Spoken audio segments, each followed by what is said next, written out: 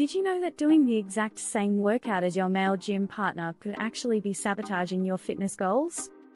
If you're a woman who's been following generic fitness advice and wondering why you're not seeing the results you want, this video is about to change everything.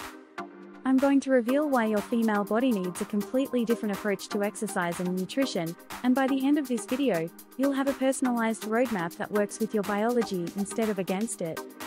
Let's start with something most fitness influencers won't tell you. Your menstrual cycle isn't just something that happens to you once a month, it's actually your secret weapon for optimizing your workouts. During the first half of your cycle, your estrogen levels are rising, which means your body is primed for high-intensity training and strength building. This is when you should be hitting those heavy weights and pushing yourself in cardio sessions. But here's where it gets interesting. During the second half of your cycle, when progesterone takes over, your body shifts into recovery mode.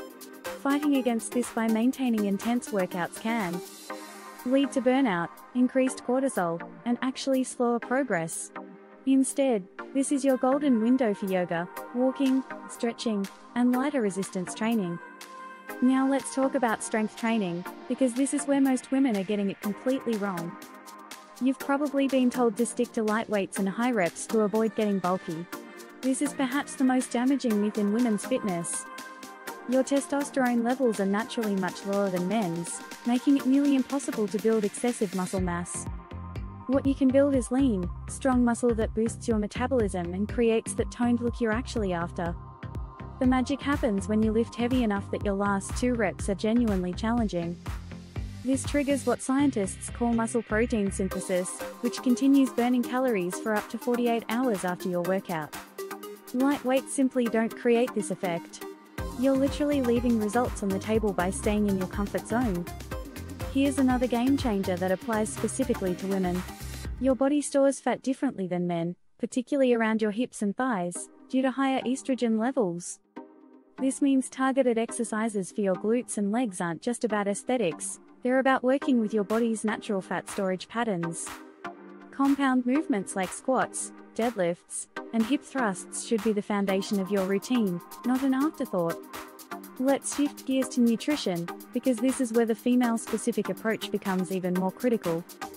Your nutritional needs fluctuate dramatically throughout your cycle, and ignoring this is like driving a car while looking in the rearview mirror. During your menstrual phase, your iron needs skyrocket due to blood loss. This isn't the time to restrict calories aggressively or cut out red meat if you eat it. Your premenstrual phase brings its own challenges.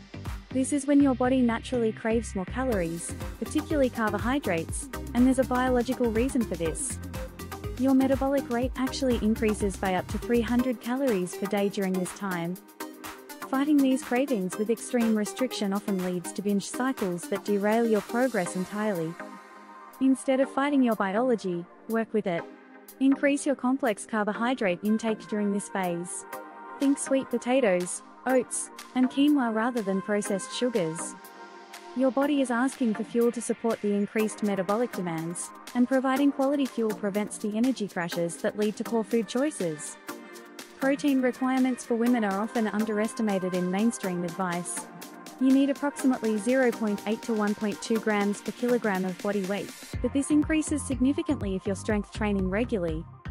Protein isn't just about muscle building, it's about hormone production, immune function, and maintaining stable blood sugar levels throughout your cycle. Here's something that will surprise you about cardio. Long, steady-state cardio sessions can actually work against women's hormonal balance when overdone. Excessive cardio increases cortisol production, which can disrupt your menstrual cycle and make fat loss more difficult. Instead, focus on shorter, more intense sessions or incorporate cardio that feels enjoyable rather than punishing. The timing of your meals also matters more for women than most people realize.